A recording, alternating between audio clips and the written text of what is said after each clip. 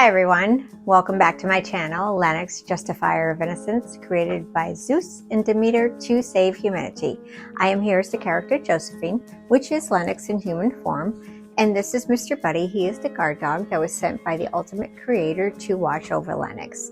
He's currently working on his bone, so we'll just let him do that. Now before we get started, for those of you who are new to this channel, I did want to thank you for tuning in and watching.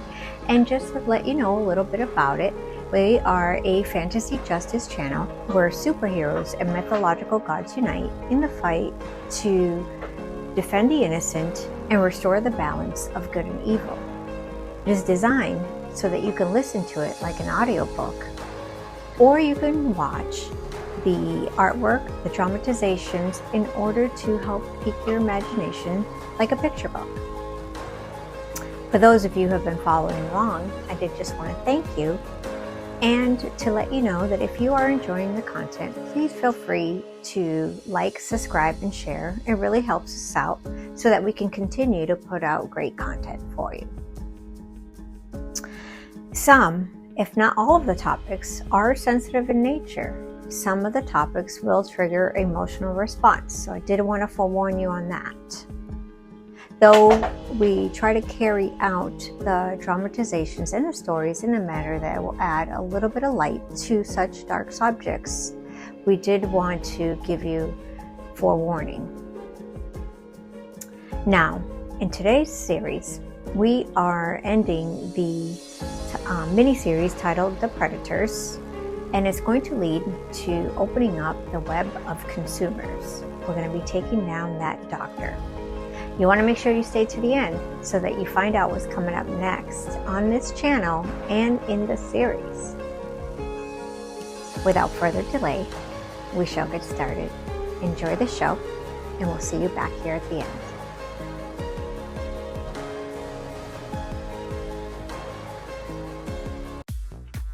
To slightly recap, we had left off where Josephine and Ogard were in the van with the FBI watching everybody enter the venue where the doctor was going to be having an auction of children. Looking around, it's strange knowing that half of these people are predators. Well-dressed, highly successful, clean, yet consumers of humans. Blows my mind, Josephine said to Ogard. Oh wait, here we go. It's about to start. The doctor took the podium and began his speech. He then gave instructions with rules for the auction. The message was cryptic, but it was there. There were regular priced items and extremely high priced items in which were kept behind a curtain room. To see those items, you needed a special badge. So that's why the Triple Bros had an emblem on their tickets. The Triple Bros were able to enter and bid on those items. Each of them had a name of a child associated with it. The Chloe, the Samuel scene, the Christina painting. Those emblems were for the only people that were allowed in that room, and it meant that they were vetted players. They were going to be allowed to see a picture of the child prior to bidding upon their request. Once the bidding was over, those who won would then be invited to a different location where they could claim their acquisition. The Triple Bros, as well as the agent, bid high enough to ensure that they won at least one bid each. Carlita and A worked on buttering up the doctor so that she can get a personal invitation to the other venue as a special guest. Bully propositioned him so that they can do a possible international business exchange that could make him millions. I need to see what merchandise you have first, she said to the doctor once the event came to a close. The Triple Bros, the agents, Bully, Carlita, and A all made their way to the undisclosed location following the doctor in a row of limousines. Josephine and Ogard jumped into the Jeep in order to follow. They figured it would look less suspicious than a big black van. The agents agreed and they followed along. Bully was wearing a dragonfly pin that had a camera with a tracking device. Since no one was allowed to bring their phones, this was the only way that we were able to track their location in case we lost them. They were all shuttled to the location, all the limos arriving. Upon arrival, the merchandise was then brought out. A drop will be arranged, at which point the money will be exchanged. Once they were all at the location, the doctor brought out the kids, salivating. He was so greedy. He knew that he was going to make money. Olgard had to hold back Josephine from turning into Lenox. She could feel the fear in the children, and she wanted to respond, but we needed to wait until the money exchanged hands. Josephine called Amalia to get a hold of the press. Amalia responded that she would contact the Daily Wire and Tucker, since they were the only people in the media that can be trusted to report the truth for the people. It's sad that it has come to that. Once at the location, the doctor, raising a bottle of champagne, held up his glass and said, "Let's toast to another successful event." The triple bros wanted to pounce on him, angry and disgusted to be amongst such filth and such evil. "Let's get on with it," Andres yelled. "We've toasted enough. We have other business to take care of. We can't be here all night." One by one, the money transfers went in exchange for each child. Suddenly, the sky lit up. Josephine couldn't hold back anymore. She transformed into Lenox. All the perps hit the ground. The media was filming and reporting everything as all the perps were convulsing and thrashing, feeling every bit of torture they have inflicted on all the kids throughout the years. The scare was gruesome. The scene horrific. The agents looked up in amazement, happy to see that these monsters are finally getting punishment that they deserve in ways that they could not do themselves. Ambulance and fire trucks arrived. The kids were immediately taken by medics in order to get treatment.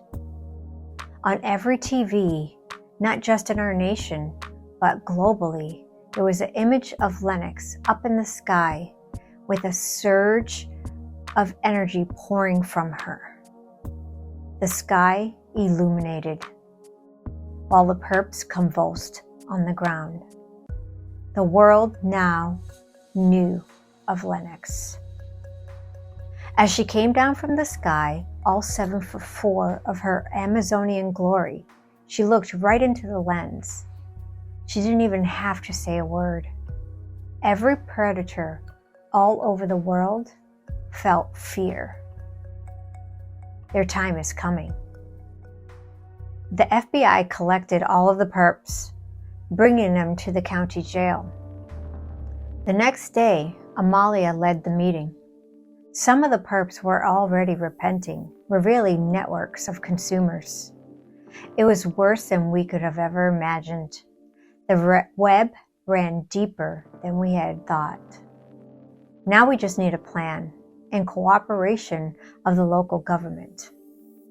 The press was outside, eager to learn more about Lenox, questioning the FBI. Is she an alien? Where did she come from? Who is she?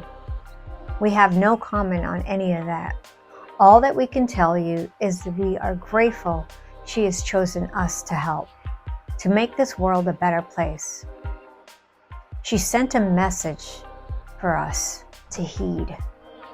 If you impose any harm on innocence, I will come for you. There are no laws, no boundaries, no hiding place great enough to stop her from the deliverance of true justice. I will find you, and I will come for you. Zeus and Demeter were looking down from Mount Olympus, and they felt pleased. Their glorious daughter was triumphing over evil. Though they circumvented the ultimate creator's wishes not to interfere, he too was pleased. The war between good and evil is coming to a head. It is only a matter of time before the balance is restored. For now, the people have something that they lost long ago: faith and hope. The following Monday, Josephine went to the school. She waited in the cafeteria for Jojo, Margie, and the student teacher. When they entered, they were both excited and nervous. They heard chatter all day from the other kids about the sighting of Lenox. But they were unaware that the doctor had been taken down, and so was his practice. Josephine explained to the ladies everything that had occurred. She thanked them for their bravery. It was because of them the doctor can no longer hurt any other child. And it led to the uncovering of more consumer networks. The mission was a complete success because of Jojo, Margie, and the student teacher's brave acts. There is still a lot of evidence to sift through, along with serious progress that needs to be made with more investigation, but it was now possible due to their bravery. The principal came into the cafeteria. He apologized once again for not believing them at first. He also informed them that as a result of their extraordinary action, a foundation had been set up in their name to honor and help survivors like themselves. The girls' faces lit up. Smiling ear to ear, they hugged each other. Today is a good day. Josephine left the school, Mr. Buddy waiting, tail wagging. She looked up at the sky, thanking the ultimate creator for all of her blessings, and then she jumped back into the Jeep. Come on, Mr. Buddy. We still have a lot of work to do. So that is going to end this mini-series titled The Predators. I will be putting all of the episodes from this series in a playlist so that if you've missed any or you're new to the channel, it'll help you follow along a lot easier. It makes it easier for you to find and get caught up on the stories. Also in the playlist, you'll see the other mini-series that I have put together, and it'll you can go ahead and get caught up with all of the mini-series, and it'll also have all of the backstories for the different characters, what their powers are, so you can have a better understanding of what all the characters' capabilities are and how everything came about. I forgot to mention in the intro that this channel does follow along the book series Lenox Justifier of Innocence, and the first book of Lenox Justifier of Innocence series, The Beginning, is available at all major booksellers so that you can get a copy of that anywhere. You can Google it and it'll pop right up, and you can get the backstory to the origins of Lenox, and that'll give you a better understanding of what this channel is about. Now, what I said in the beginning, I would let you know what's going on next in the series. So the next week, we are going to be starting a new mini-series, so you want to make sure you come back for that. We are going to see the resurgence of Putintero and Obakasanama. So that's going to be interesting. We might even get Bijan and his cronies to step down. So that is what's coming next on this channel. As far as the book, the second part is in editing, and that will be available in about 6 months. So as soon as that is available, I will certainly let you know, and you can get a copy of that. Now, the stories in the book are different than what's on this channel. This channel is based on stuff that is more current and happening in the world today, so that you get more of a live experience with it. Also, too, what I do for the patrons, for you guys who are following along, if any of you have suffered any injustices and you would like to see a fantasy story created just for you, remember, you can always email me and I'd be more than happy to put that together.